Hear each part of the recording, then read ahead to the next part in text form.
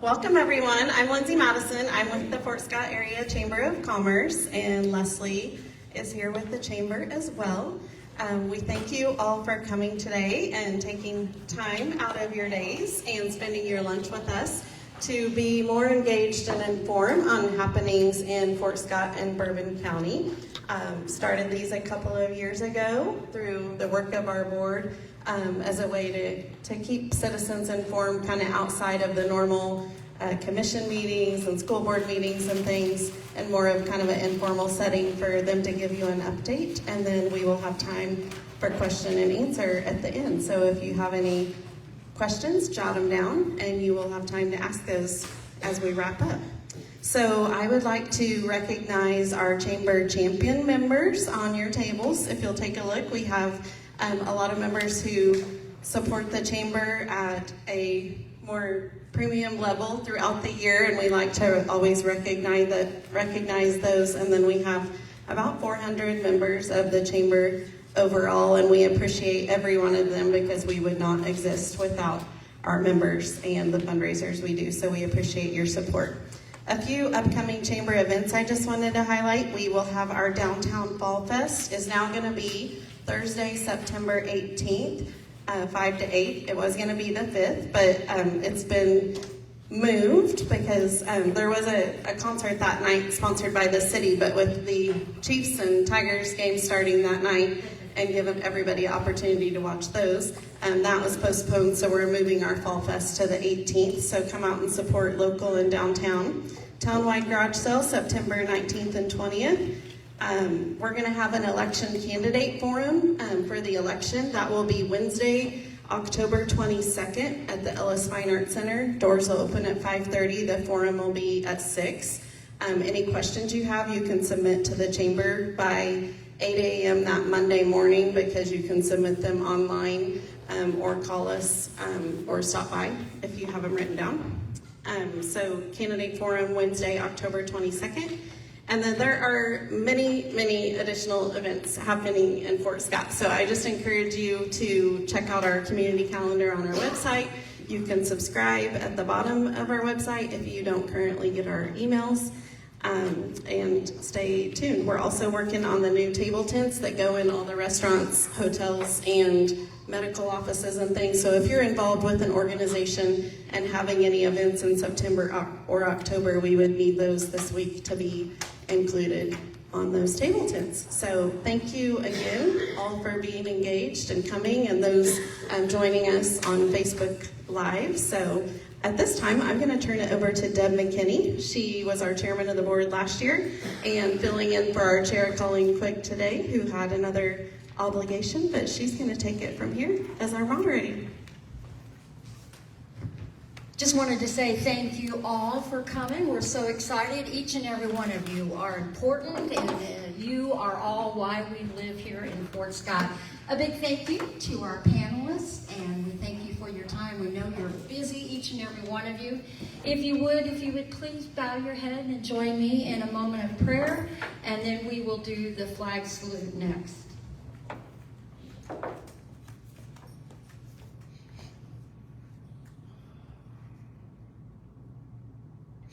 Heavenly Father, I pray for the flourishing of our community, spiritually, socially, and economically.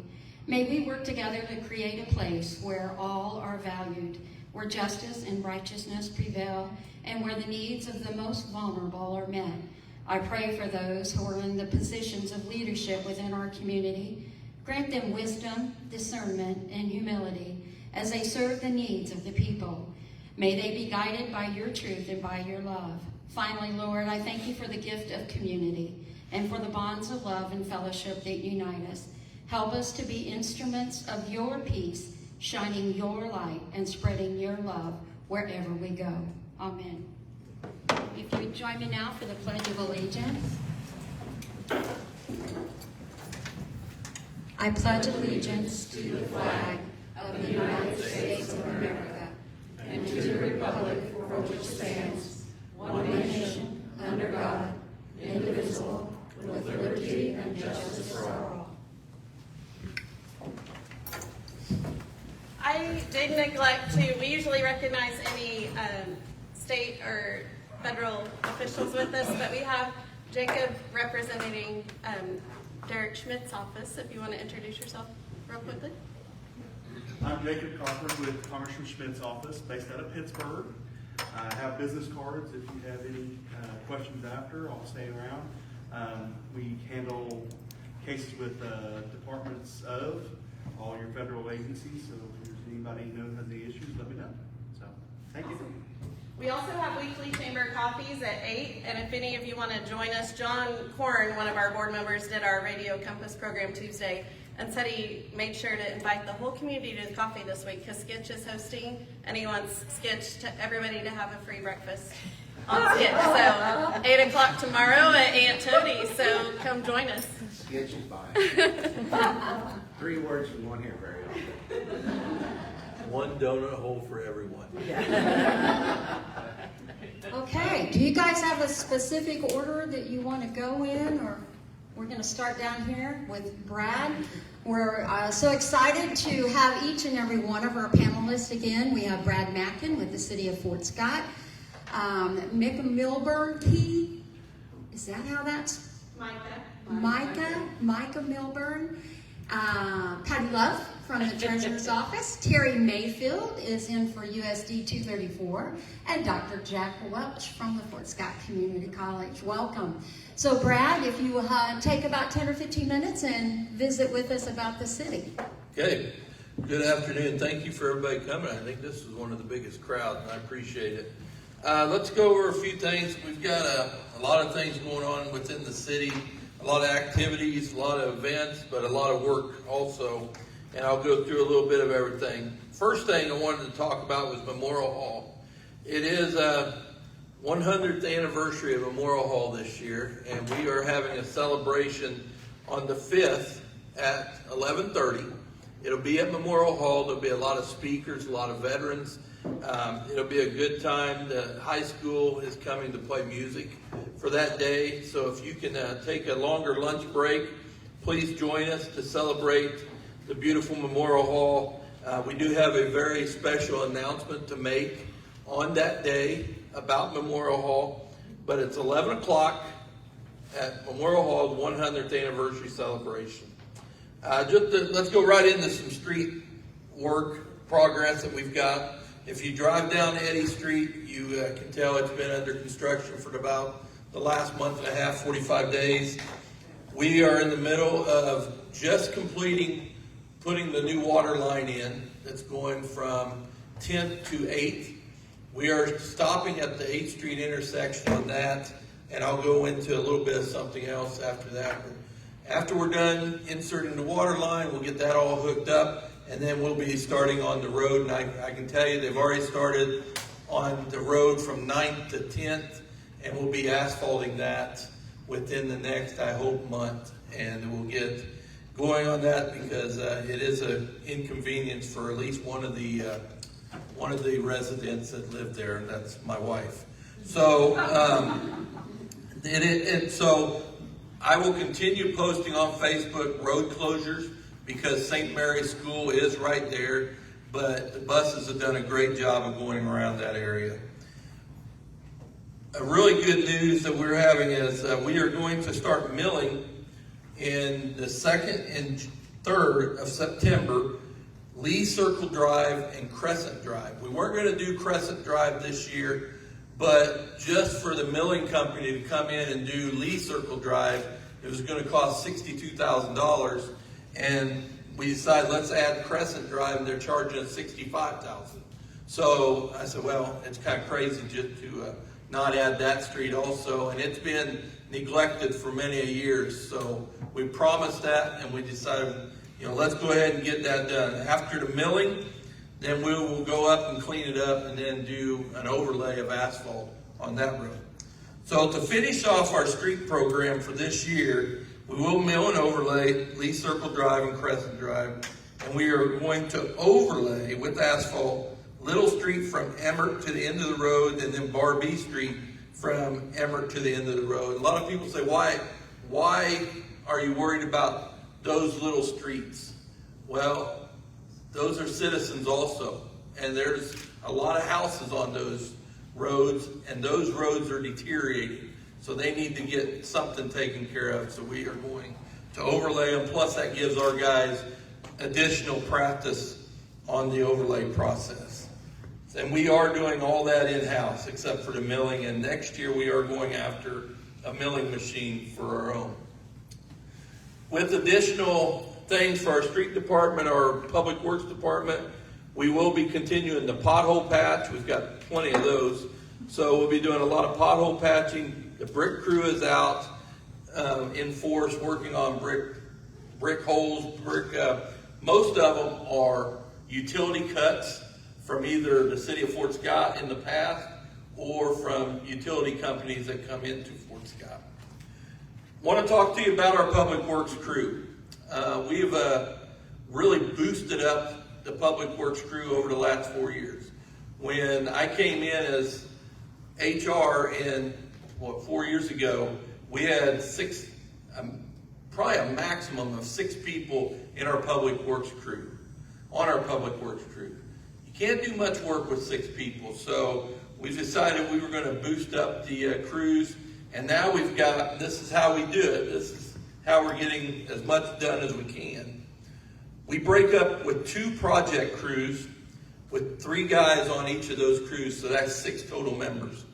We also have a maintenance crew that goes around and does culverts, any kind of emergency type thing. If we get a phone call about a pothole that just showed up or Margrave bursting at the seams, it looked like an earthquake, we sent them over, they took care of that. That maintenance crew does all of our maintenance type work. There's 3 guys on that crew. We have a pothole patching crew with 2 members, a brick crew that has 2 members, and then we also have a bucket truck and a street sweeper operator. The bucket truck person you'll see uptown more than anything, exchanging out the flags, just trying to fix light bulbs, whatever comes up. But we have 14 people on our public works crew, plus we have 2 mechanics, and plus I have a public works manager and a public works lead person. So we have really boosted up our staff because we know the obstacles that we are going against of a lot of work needing to be done to our streets and to our town. A lot of things they do. They do a lot of different types of things.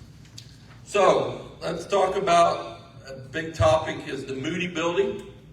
Just to give you an update on the Moody building down here on, it's right across the street from City Hall, probably about 124 South Main.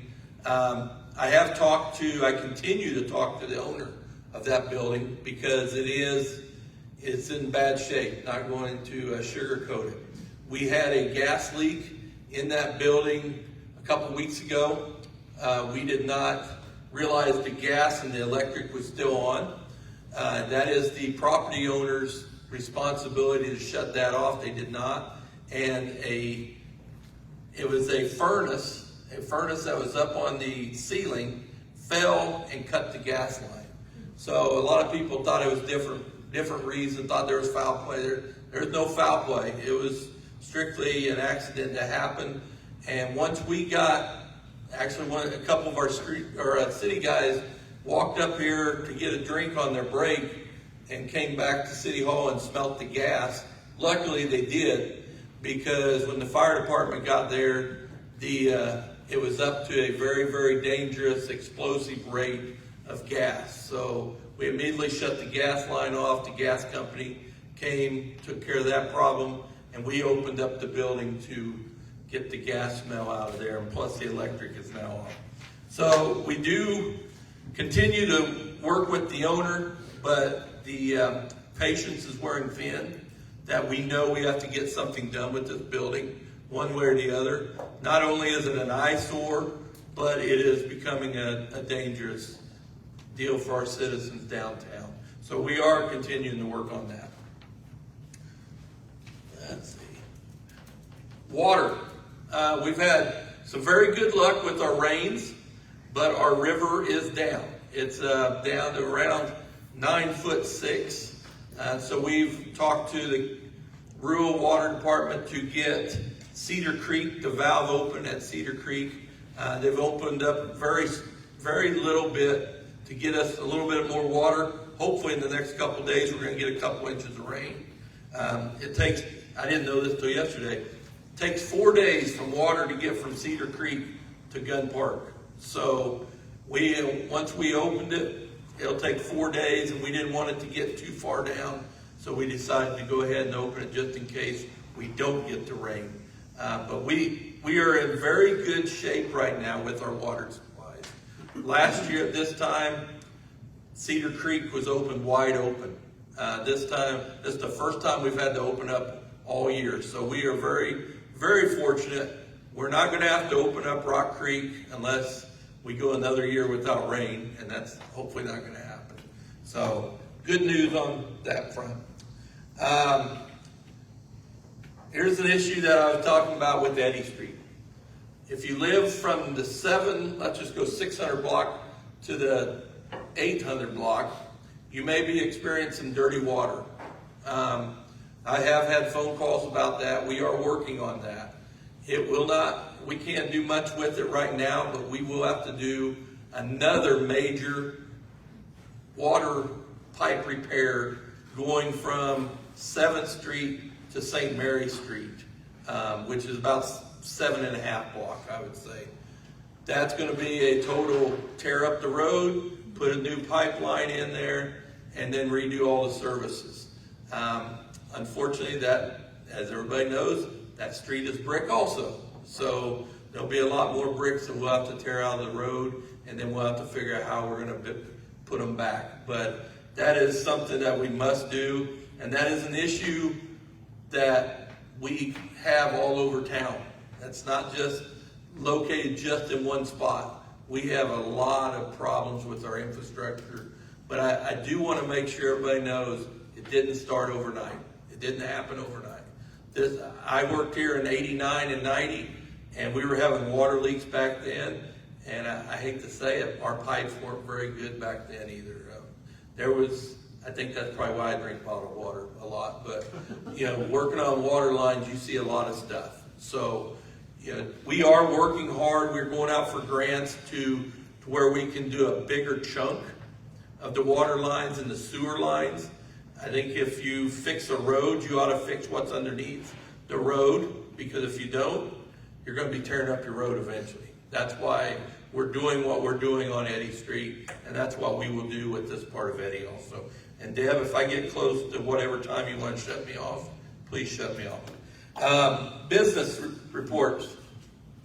Just an update on value merchandising business, the building. I've been working with the company for the last, I would say, 8 months, 9 months now, it's getting close to September, on getting the value building sold. The company that wanted to get into the value building does not want to buy the building. They do want to come to Fort Scott.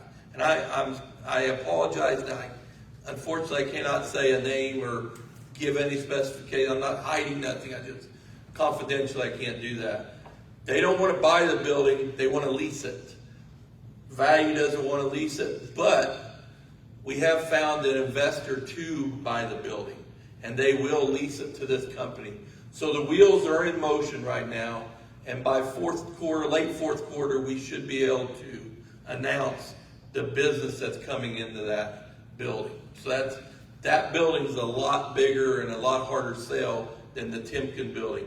And we have had a couple hits on the Timken building, even though Timken is still running.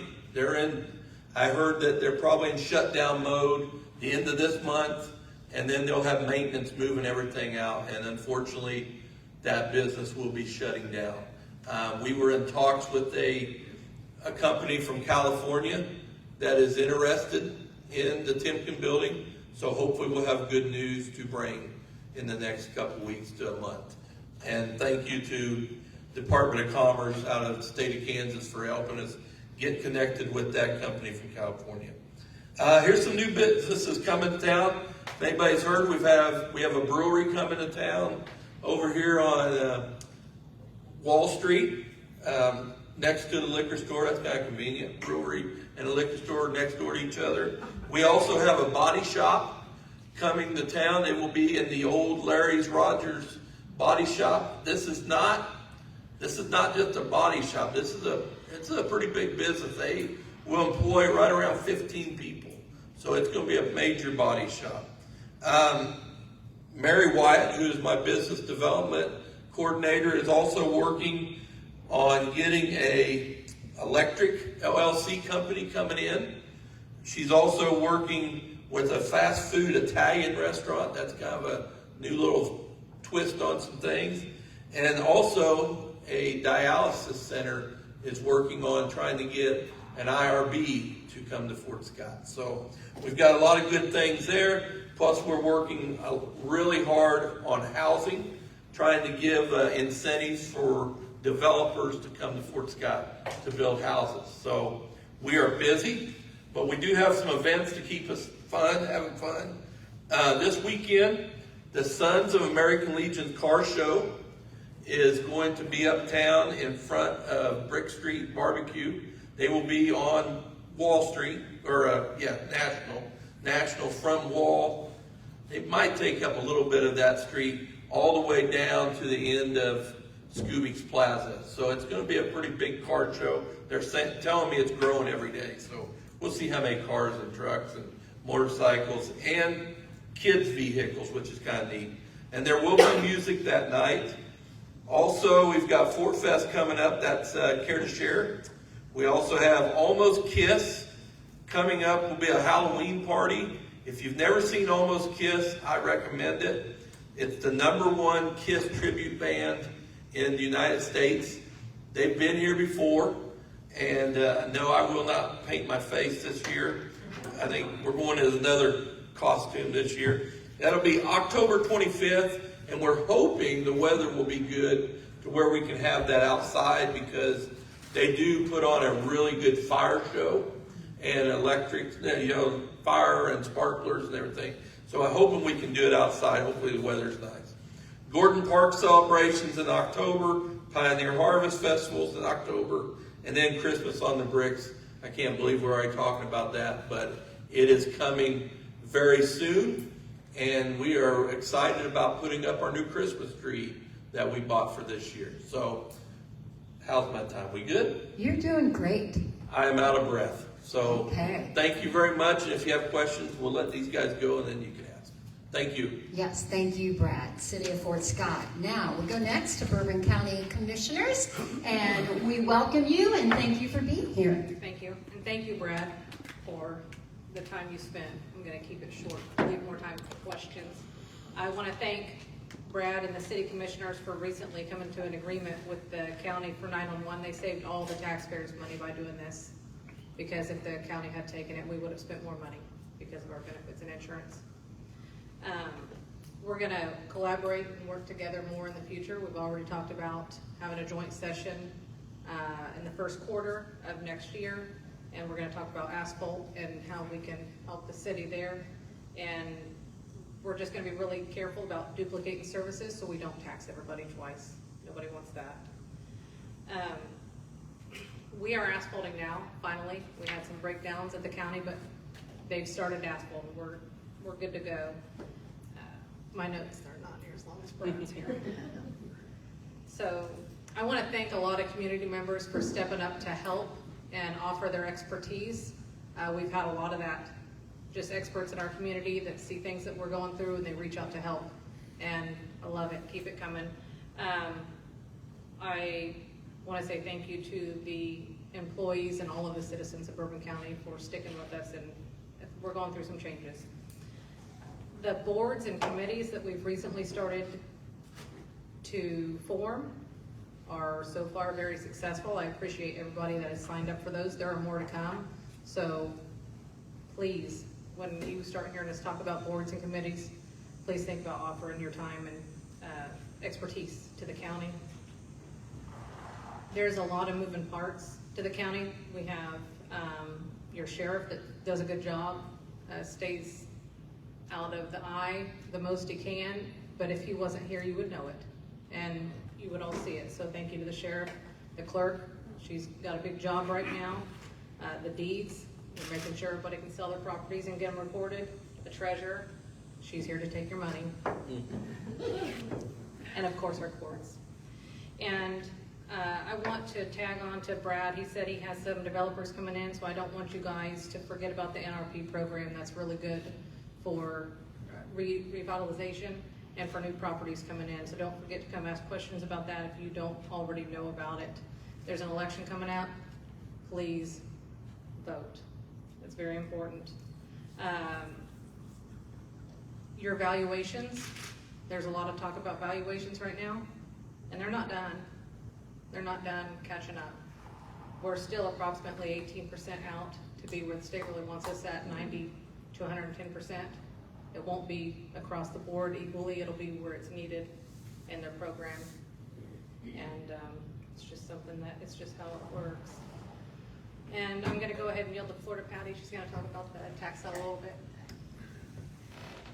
Hi, I'm your county treasurer for the next 48 days, not that I'm counting. But anyway, after that, Jennifer Hawkins will take over, and we're working on making a smooth transition there. Jennifer will be great, she really will. We've sent in the information. We're using we're outsourcing the tax sale this year. Other counties, most of the counties in the state are doing that. There's a couple of companies that are doing it. We're using Clinton Osterman. And they come highly recommended, and they take care of the whole thing, take care of all the title work, sending the notices out, all the legal work on it and everything.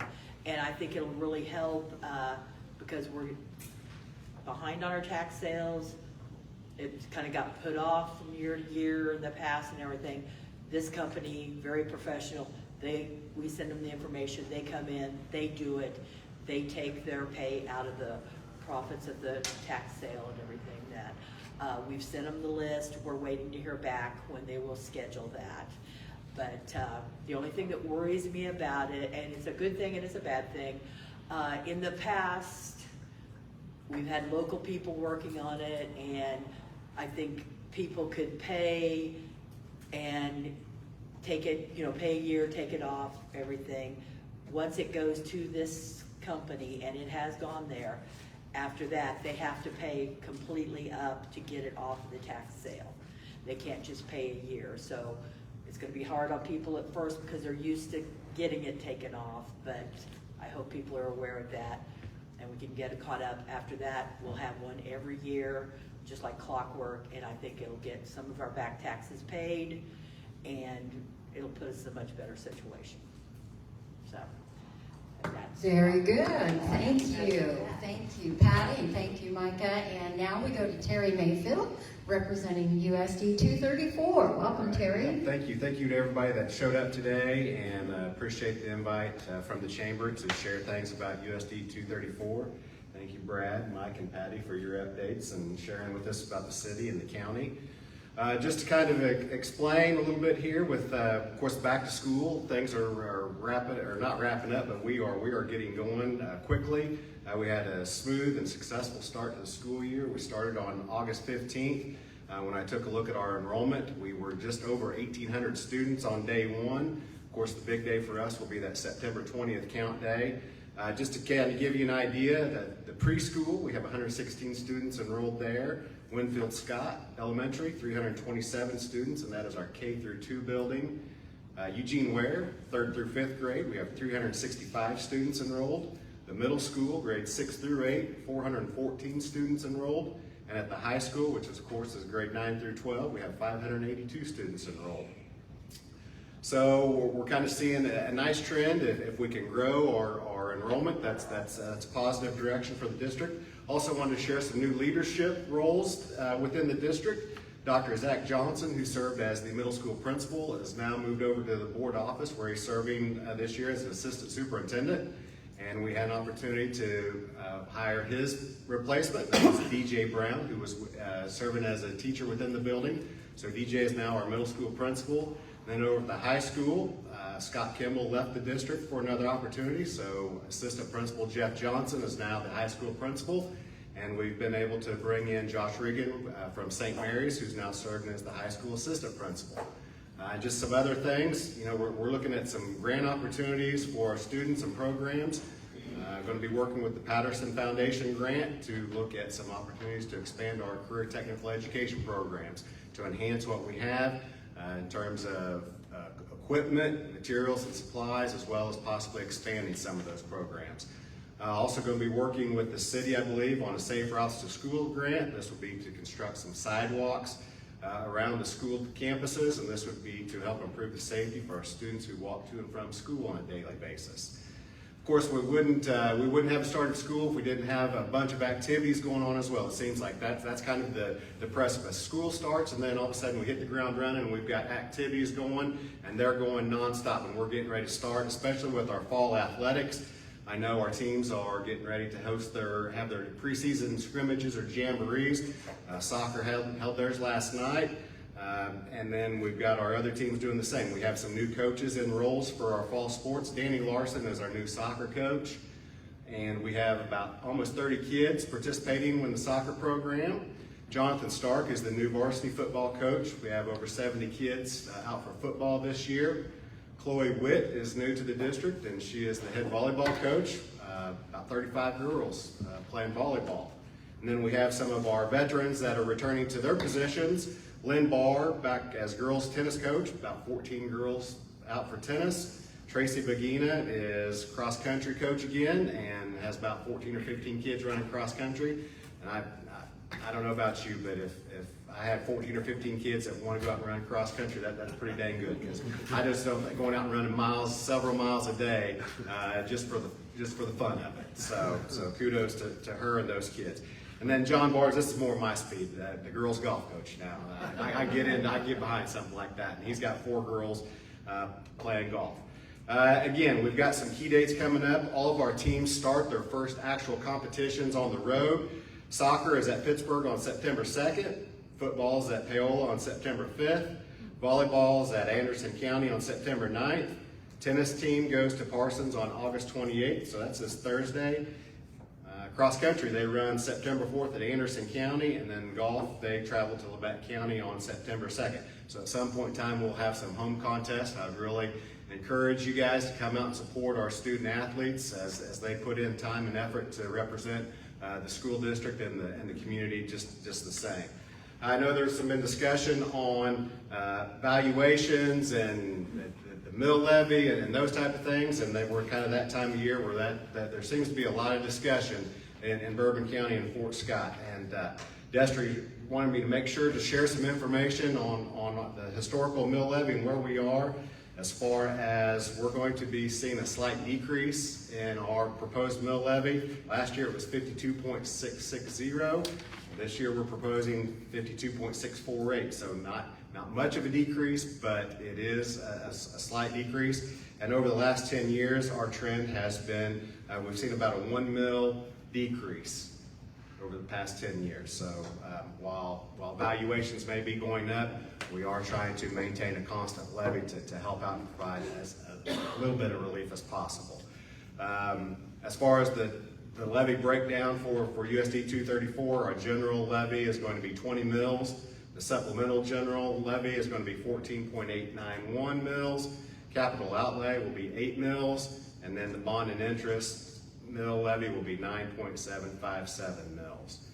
And just kind of some clarification, I know when you look at those statements that came out in the mail, we had a couple phone calls on the USD 234 Recreation Commission and looking there. I know they're trying to work through some of their issues with their valuation, their mill levy, and I just kind of want to clarify that the school district and the community center are 2 separate entities. They have their own board, they have their own budget, and they set their own mill with their own revenue neutral rate hearing and their own budget hearing. So just to provide some clarification there. It's always busy, regardless if it's summertime or during the school year. We're busy around campus, around the facilities. One of our major projects this summer was to replace the chilled water line insulation at Winfield Scott Elementary. That project was completed. We are ongoing with renovations to the new preschool building out on Horton Street. it's going a lot slower than I would like for it to go, but it is moving along. But right now it is a snail's pace. Right now we're waiting. We've got to do some excavation work and do a little bit of waterproofing around some of the exterior of the building, and then we'll be ready to start looking at our interior build out. Also gathering some information on the construction of the playground that will have to go along with that facility as well. Some other upcoming projects in terms of facilities and maintenance.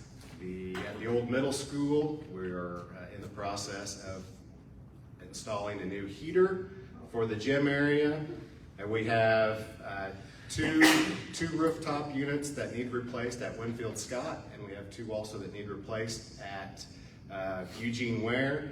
We originally got a quote from a contractor that did previous work for the district, and that seemed pretty high, and so we thought maybe it'd be a good idea to give some local companies an opportunity to bid on this work, and we're happy and pleased to say that we did get two different local contractors that were awarded the project. We were also looking at a structural spray for the all-weather track. That'll be a project in the spring or summer. It's one of those days, just basically kind of routine maintenance that you have to do for that all-weather track. Some people hear all-weather track and they think, okay, we put this material down and it's good for forever. No, it's like everything else that you need to have a little maintenance, and ideally you get about 5 to 7 years of wear on that thing before you have to come in and do a little bit of maintenance and a structural spray. And it's been about 10 years since that track was installed, and so it's past due time to take care of that. But that's going to be a project that we'll have to wait till spring and summer. And then also, as you guys know, with the wrestling facility over at the old middle school and the football stadium, Prairie Field, we have some aging facilities around the district and our campuses. So we're also looking at having to make some necessary upgrades and updates to those aging facilities. And a couple of those things are looking at making some upgrades and renovations, at the football stadium for the locker rooms and for the wrestling locker rooms as well. Moving on, technology and transportation.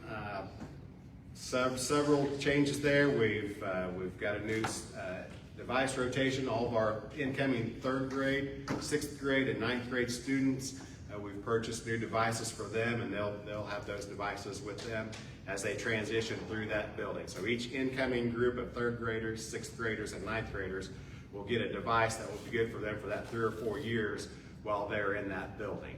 And then as far as our staff, we're at a point where we have to replace staff laptop devices. Some of them are 12 to 15 years old, and so we're looking at it. We've created a rotation where each building will rotate their device purchase as well. And this year we had about 100 staff devices purchased for the high school. It was this year for their rotation. Also, as you know, and anybody that deals with technology, the infrastructure is also an important part of that, and maintaining that is important for the effectiveness of our technology. And we've got an aging technology infrastructure. I know our tech department has worked previously to install new wiring and different things like that. And now we are looking at updating outdated servers, switches, and wireless access points. So that'll be a nice little project that we have going on through the year.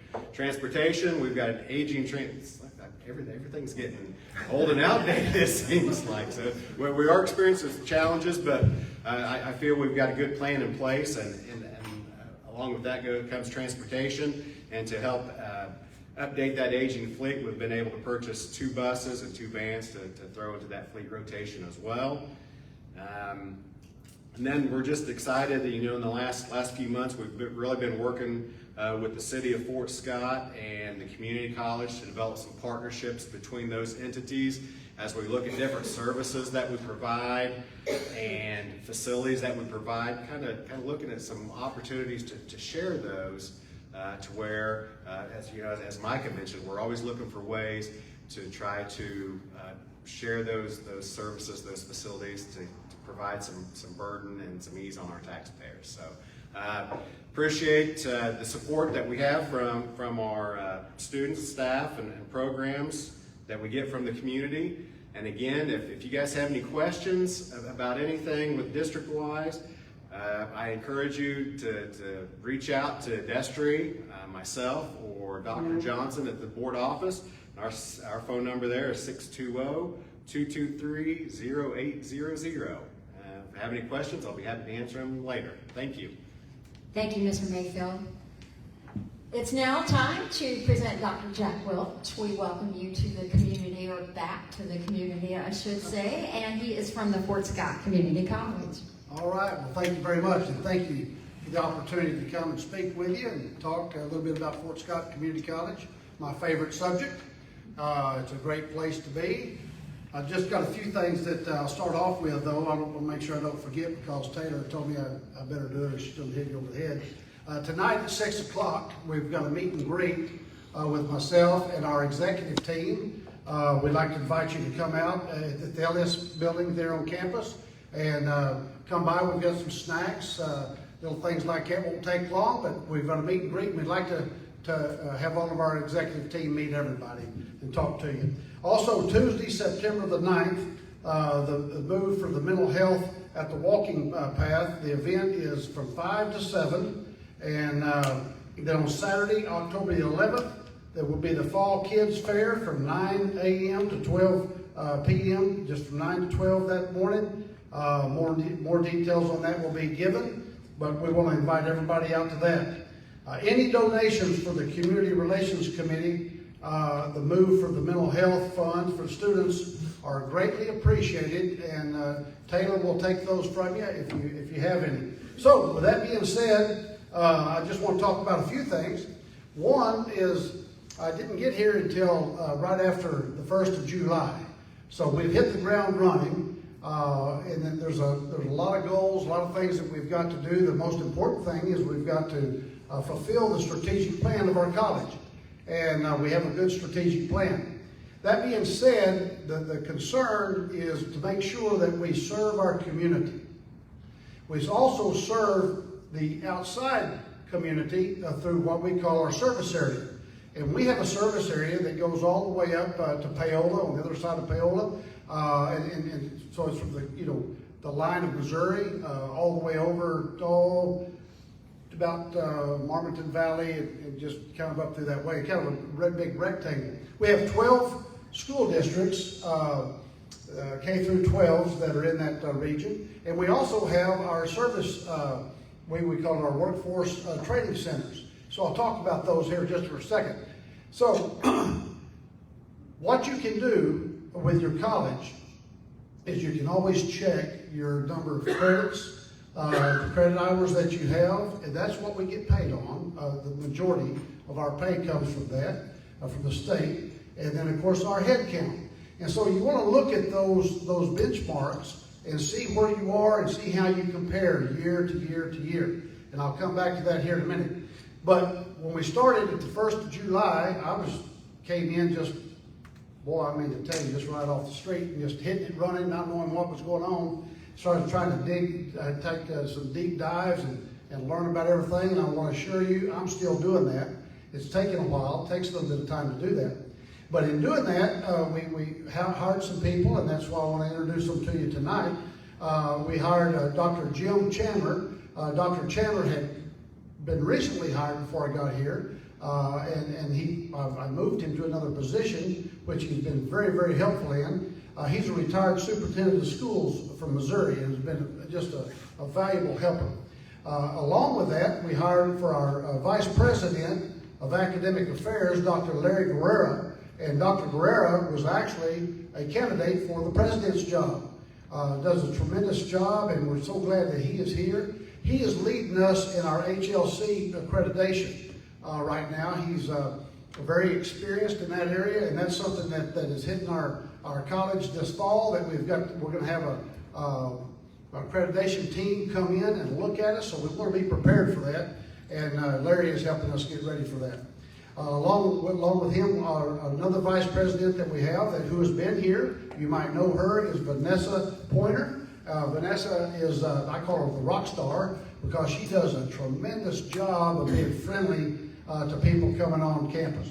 She was the Dean of Students in the past, and she was moved to Vice President of Student Services, still encompassing the Dean of Student responsibilities, but she does some more. She does a good job over there with that. Then Dave Weimers was hired as our athletic director. Don't know if you know Dave or not. Dave is pretty well known around the state of Kansas. He used to be the head coach at Emporia State University.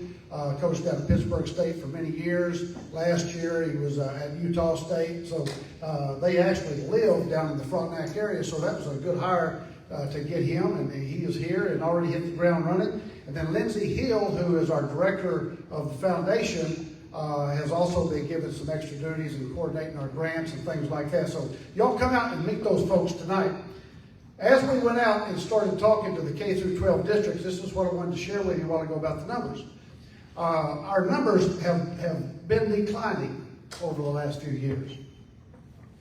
That's something that's very concerning, and we've got to make sure that we get those numbers up. Well, not knowing exactly what to do, you just got to get a plan and decide to do something. And so we decided to go and visit with every superintendent of schools at our K through 12 districts.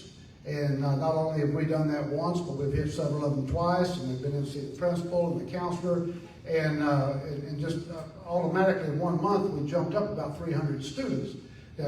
Was that going to happen anyway? I don't know. But I know this, I know that getting out there and visiting and talking, I think made a difference. Because here's how we talk to them when we go out there.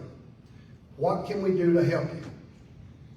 We are a community college, and our call to mission is to serve our community. That is what we've got to ask, and we've got to seek, and we've got to find.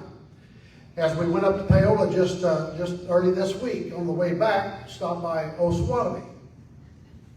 I wanted to show my friend my picture up on the wall since we won the state championship there, to be quite frank with you. But while we were there, we wanted to go ahead and talk to the principal and the counselor. And I was just joking about the other, except I am on the wall. Anyway, so as we went in there and talked to them, this is just so important for us to know. So they've got such a large endowment. Their graduation seniors, they get 2 years of free education. They help them go to school. Well, that's something we need to know. Man, we need every one of those kids to come to Fort Scott Community College. And so getting that information is critical, very big. And then as we've gone around and talked to the superintendents, we've got some great ideas of how we can help them. And matter of fact, we have added a lot of classes. I'll get to that here in just a second.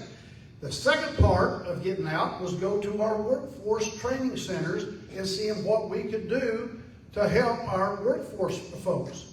What we could do for those centers. How can we get the enrollment up, the attendance up? So we have a center in Paola. And already we're, I think, 15 to 20 students above what we were at this time last year there. That's big. So we're going to continue to grow that and look at that area of what we can do. There's a water treatment plant there that we have that we're one of only in this part of the country. And I think we're one or two in the whole country. Am I right? I know we're the only one in the state, but we're very unique. Who knows that? Well, I know it. Let's make sure that everybody knows that. And so we've got to get that information out. It's a matter of getting that information out and letting folks know, because that's not a minor thing. That's something that is huge. Then of course we come down and we have a workforce training facility in Pleasanton. It's been called STARS over the years. We have a unique name that we call it now.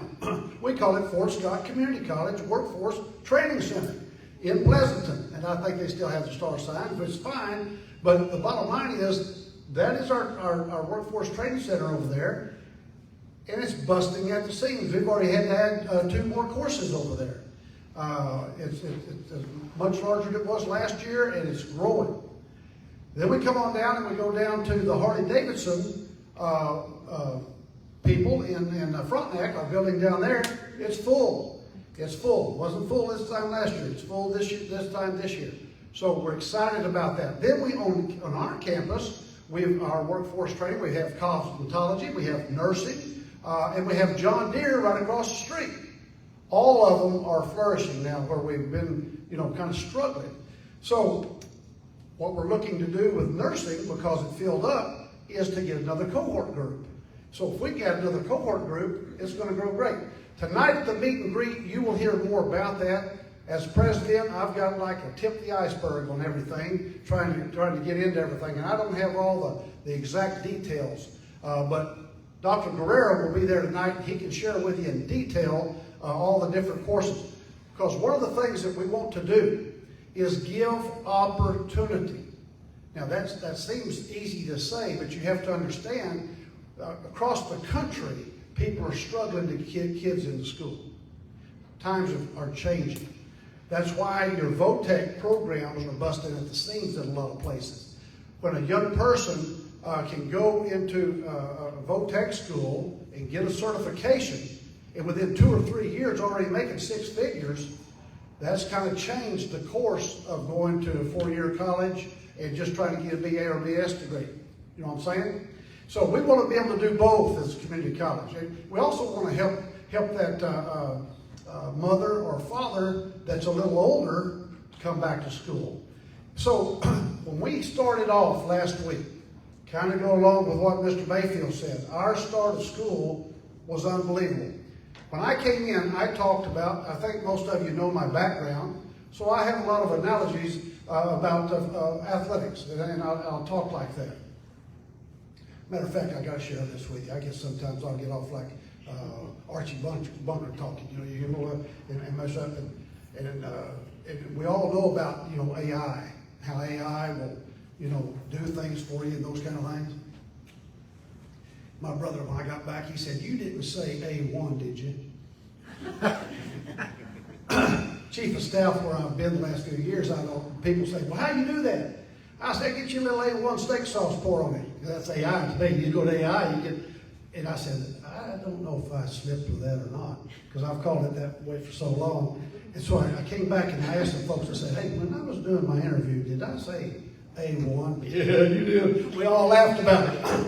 So anyway, you get a little AI on all this, it takes care of things. But as we started to look at our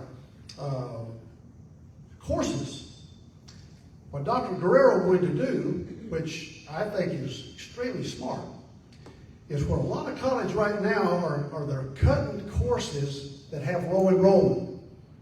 You say, "Well, that's smart, isn't it?"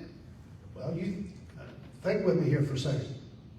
I don't think it's smart necessarily, because the more courses that you have, the more opportunity it has for kids to sign up. People can sign up, correct? So you can add things, you can put things out there that you don't even know if anybody would sign up for. He gave a great example to us as we were talking about this. And I said, "Give me an example." He said, "I'll give you an example." He said, the college that I was at, he said, "I added guitar." Everybody said, "You're not going to have anybody sign up for guitar." He said, "I don't know unless I put it down." They put it down, they filled the class. Had a class full with guitar. So here's the bottom line. So the more we've added courses, is what I'm trying to say. We've added courses because where did I say a while ago we make our funds? In credits, the credit hours. That's where we get our funds from the state. The more the credit hours we have, the more financials we receive from the state, okay?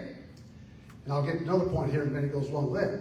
Now, as you add those courses, some of them will be small. And so if you hear somebody say something like, "Well, there's only 5 kids in that class. There's only 5 people in that class. Why don't we have what kind of money we spend in there?" Well, then that's when you have a negotiation with your faculty member. If we want to continue that class, then they prorate it. You prorate what they're getting for that class. Does that make sense? They don't have to, and so you might cancel the class, but on the other hand, you might not.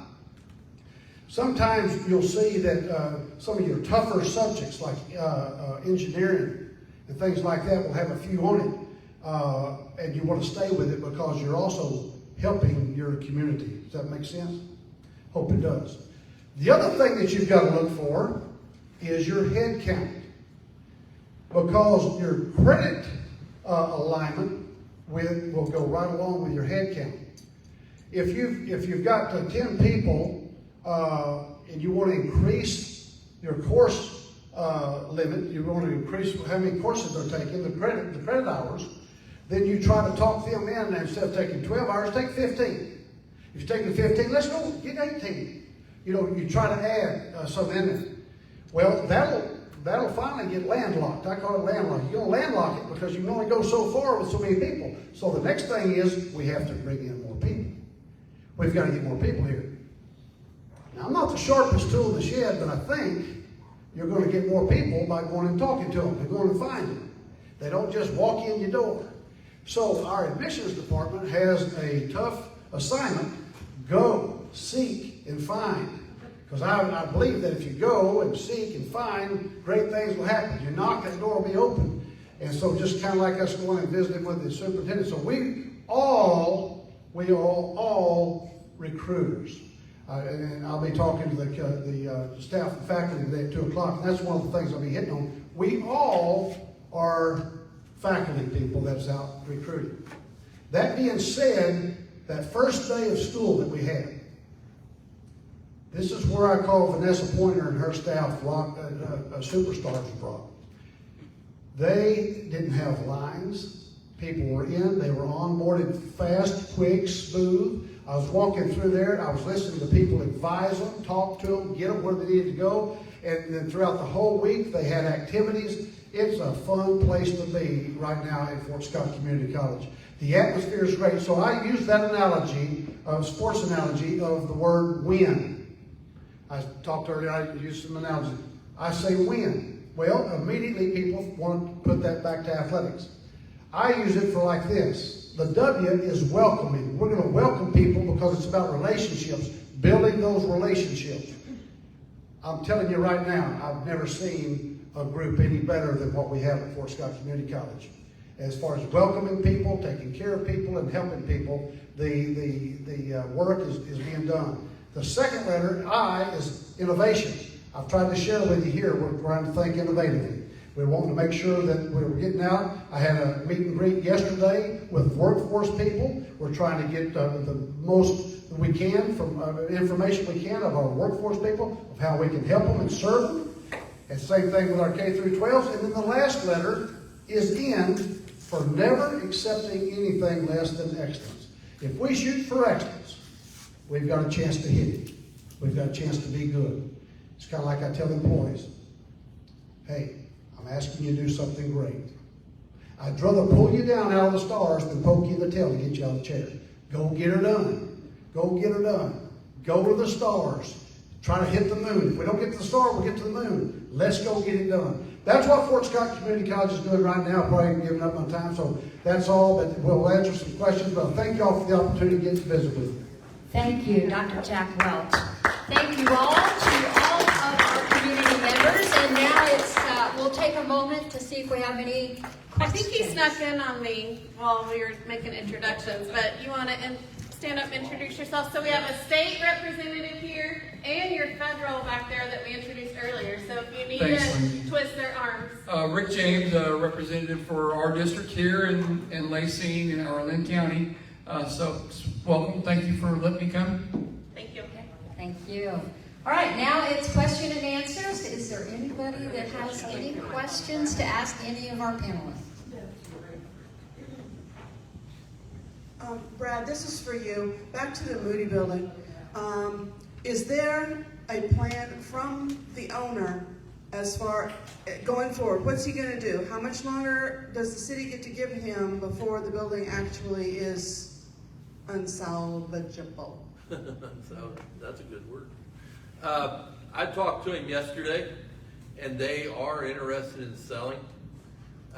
Now, it's going to take a lot of work to make right. So Tuesday night at the commission meeting, I'm going to bring up your last part of how long do we give, because I think any of my commissioners here, I'm tired of kicking the can down the road on some of the things we kicked the can on when we could easily just make a decision and go on. This one's probably one of them. The barber shop's probably one of them, that we should step in and do something quicker instead of just waiting and waiting and waiting. And so we will see what they say on Tuesday. but they did do a little bit of work for what their engineer gave them to do on the back side, which would be on the west side of the building. It wasn't sufficient enough for us and our engineer, so we have continued to work with them to express that we can't keep our alleyway shut down forever just to brace up the wall. So they do have a timeline we have to work with. Thank you, Brad. Any other questions? Micah had to leave, but said feel free to give out her stuff too. Okay, Micah had to leave, but her cell phone number is 620-215-5880 if you have any questions for her or the county commission. Anything else? Yeah, one more. Patty, when is this tax sale? Is there a set date? No, there's not a set date. We're waiting for Glenda Osterman to set the date. Okay. Okay. Don't forget the candidate forum is going to be October the 22nd, and we'd sure love to see all your beautiful little faces and handsome faces there at the candidates forum. I believe that that's all. Again, a big thank you to all of you for being here and taking the time to help and make this a better community. Go and have a great day. Thank you very much Thanks for coming.